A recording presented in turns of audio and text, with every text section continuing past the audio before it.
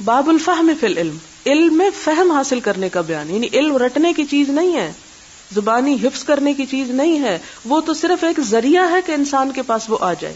جیسے آپ کو پہلے بھی میں نے مثال دی تھی کہ پیٹ بھرنے کے لیے لقمہ چبانا پڑتا ہے نا، چبانا پڑتا ہے. پہلے دن یاد ہوگا میں نے ایک مثال دی تھی کہ آپ کو علم پیش کیا جائے گا، لیکن جیسے پکا ہوا کھانا بھی مل جائے تو کھانے کے لیے چبانا پڑتا ہے. اور کسی بہن نے کہا تھا 72 دفعہ چبانا پڑتا ہے، تو میں نے کہا تھا صرف 10 دفعہ پڑھنا پڑے گا آپ کو. تو اس میں یہ ہے کہ وہ کوشش تو کرنی ہی ہوگی. یہ جو ہم رٹتے ہیں یا حفظ کرتے ہیں، یاد کر، یہ ایک وسیلہ ذریعہ ہے، یہ مقصد نہیں ہے، یہ منزل نہیں ہے. منزل کیا ہے؟ سمجھ بوجھ پیدا کرنا، اس میں فہم.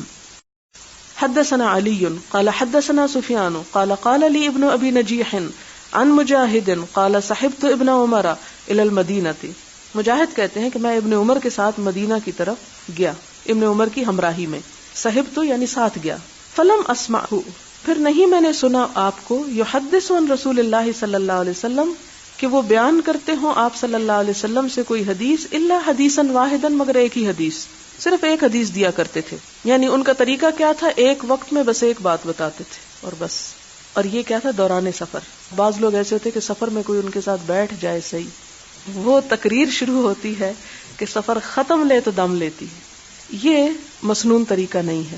آپ اگر کسی کے ساتھ سفر کریں تو آپ دوسری باتیں بھی کریں، یعنی صرف اس کو اپنی نہ سناتے چلے جائیں. اب ظاہر ہے کہ سفر میں انسان کہیں اور تو ادھر ادھر ہو نہیں سکتا، مجبوری ہو جاتی ہے ساتھ بیٹھنے کی، لیکن انسان سننا بھی نہیں چاہتا، کیونکہ ظاہر ہے سفر میں انسان کائنات کو دیکھتا ہے، ادھر ادھر کو دیکھتا ہے، بہت سے تخیلات انسان کے کام کرتے ہیں، تو انسان کا دل چاہتا ہے کہ اور بھی کچھ بات چیت کرے. تو اس لیے یہاں انہوں نے فہم کے نیچے باب باندھا. لیکن پچھلا جیسے آپ تھوڑا تھوڑا علم دیتے تھے اور کبھی کبھی دیتے تھے تاکہ اس کی قدر بھی رہے اور لوگ سیکھتے بھی رہیں، تو یہاں پر یہ کہ ایک بتاتے تھے بات.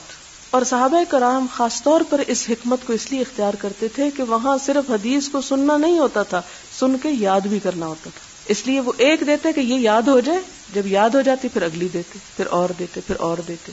قال كنا عند النبي صلی اللہ علیہ وسلم فأتي بجمار، کہتے ہیں کہ ہم نبی صلی اللہ علیہ وسلم کے پاس بیٹھے ہوئے تھے کہ کھجور کا ایک گابھا لایا گیا، یعنی خوشہ لایا گیا.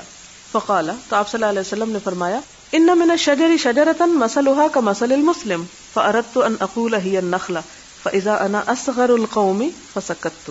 کہتے ہیں کہ میں نے سوچا کہ میں جواب دوں کہ وہ کھجور کا درخت ہے جب آپ نے اس کا ذکر کیا. فاذا انا اصغر القوم، لیکن میں اپنی قوم میں سب سے چھوٹا تھا. فسكت، تو میں چپ ہو گیا، میں نے نہیں بتایا. قال النبی صلی اللہ علیہ وسلم هي النخلة، تو آپ نے فرمایا وہ کھجور کا درخت ہے.